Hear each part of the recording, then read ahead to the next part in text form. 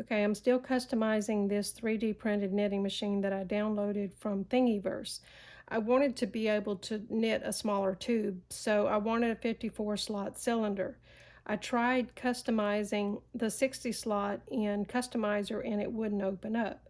So I brought this into OpenSCAD, even though I know nothing about CAD software.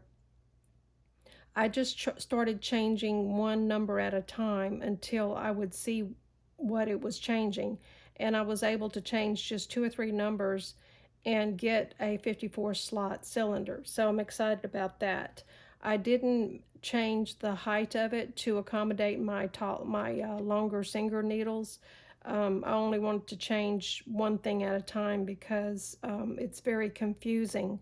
But the Singer needles are working fine with this cylinder, and even the 60 slot cylinder. I still like my longer needles better.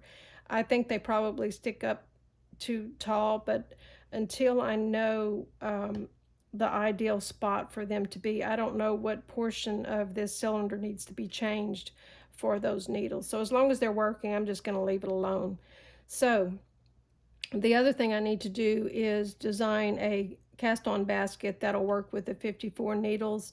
I'm using my one that I made for the 60 slot cylinder, and it has 30 holes in it. I had to skip some loops to hang this one, but I need to make it with 27, so it'll be custom for this cylinder.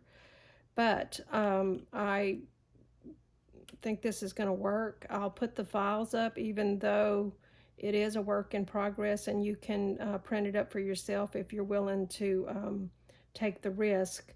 But I think I'll be getting the size tubes that I want now that I have a 54 slot cylinder.